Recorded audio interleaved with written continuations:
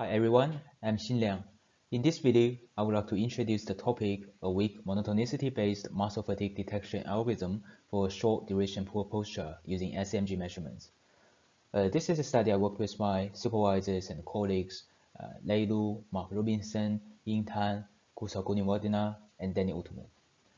The idea of this study is to develop a novel algorithm which utilizes the concept of weak monotonicity to detect the muscle fatigue during a short duration poor posture. Firstly, we'll have a look why muscle gets fatigue. Muscle fatigue is defined as a decrease in the ability of a muscle to generate expected force. It could be a result of vigorous exercise, exhaustive labor, or holding a static posture for a prolonged time. It's also noted that muscle fatigue is one of the most common causes of chronic pain.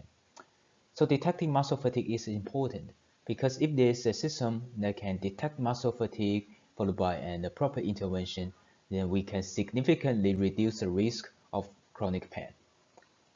So to measure muscle fatigue, surface electromyography sEMG technique has been used because it has been observed that the frequency spectrum of sEMG signals will downshift when muscle get fatigued.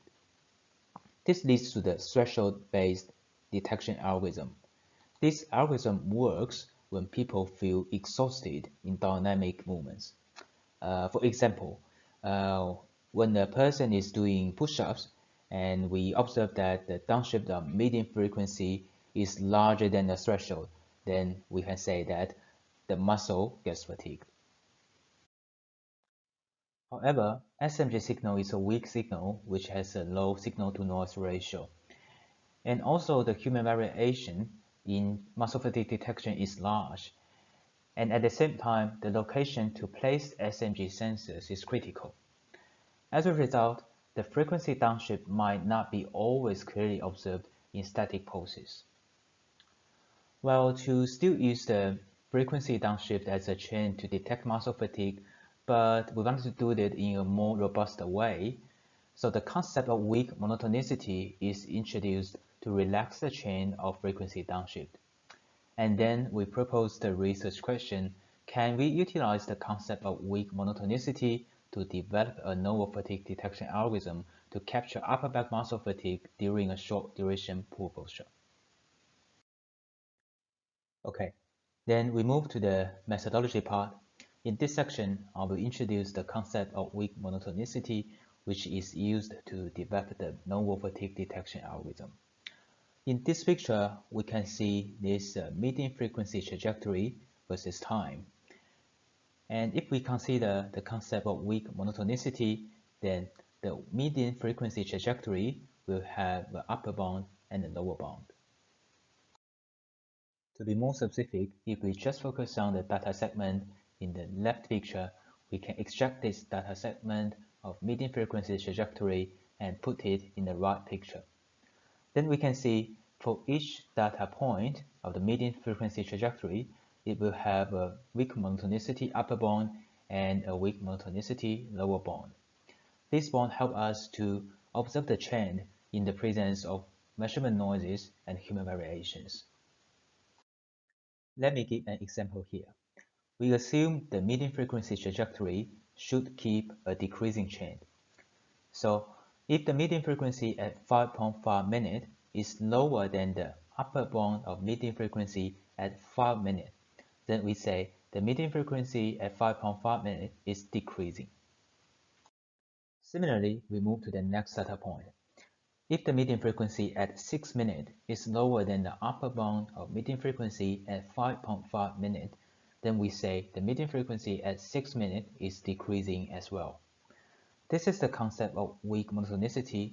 It's considered as a more robust population chain as it allows the fluctuations caused by measurement noises and human variations. And then we use this concept to detect muscle fatigue in our algorithm. To develop and validate the algorithm, we have conducted two experiments. Experiment 1 is based on the results of previous study, which shows the upper back muscle fatigue will happen after sitting with the pull posture for 15 minutes. The pull posture is shown in left picture, comparing to the natural posture shown in the middle. The poor posture is also called forward head and rounded shoulder posture. During the experiment, 8 sEMG sensors are placed on the back of subjects. So experiment 1 is used to tune the parameters of WM-based algorithm from 15 healthy subjects. The tuned parameters include the bound of weak monotonicity as well as the threshold for detection. The threshold of frequency shift is shown in the left picture. When the median frequency downshift comparing to the initial point is larger than the tuned threshold, then the threshold will be triggered. And at the same time, we can see we want to tune the WM bond. WM bond has been illustrated in the last section, but what I wanted to highlight here is a proper weak monotonicity WM bond ensures the frequency trajectory is keeping a decreasing trend while allowing the existence of fluctuations from human variations and measurement noise. Then, experiment 2 is a validation experiment, which is used to test the performance of the WM-based algorithm. 6 healthy subjects participated in the experiment, and we have exactly the same experimental setup as experiment 1. The subjects are required to sit in a pool posture for 15 minutes. The only difference is that a physiotherapist evaluated the muscle conditions of these subjects with a 3-point scale during the experiment. In terms of the results from experiment 1, we can see that the weak monotonicity WM-based method can detect muscle fatigue of 14 subjects out of 15, while the conventional threshold-based method can only detect the muscle fatigue of 6 subjects. A representative example is shown in the left picture of participant 9. For this subject, the muscle fatigue can be only captured by the novel WM-based method, but not the conventional threshold-based method. Apart from that, if we look at the picture in the right for participant 6, that means when the muscle fatigue can be captured by both WM-based method and the conventional method, the WM-based method can detect the muscle fatigue earlier than the conventional one, and this happens on 5 subjects out of 6. As experiment 2 is a validation experiment, so the results here shows the effectiveness of our proposed WM-based fatigue detection algorithm. The detection results of all 6 subjects are shown in the pictures. We see that the WM-based method can detect muscle fatigue of all 6 subjects, while the conventional method can only detect 1 subject. For this 1 subject, the WM-based method can detect muscle fatigue earlier than the conventional method. It's also noted that in experiment 2, a physiotherapist evaluated the muscle conditions of subjects during the experiments using a 3-point scale, where 0 means no stiffness, 1 means moderate stiffness, and 2 means hard stiffness. Then we compare the detection results of our WM-based method and the muscle stiffness scores provided by the physio.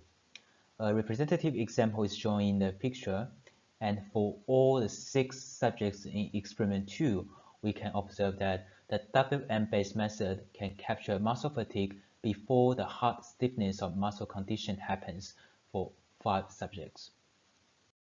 Okay, the key takeaways of this video will be the weak monotonicity WM-based algorithm is more robust in detecting muscle fatigue in presence of measurement noises and human variations. And at the same time, the WM-based method has the possibility of earlier fatigue detection than the conventional method. Early detection is important for the prevention and prediction analysis because it allows time to prevent muscle injury caused by chronic and excessive muscle fatigue.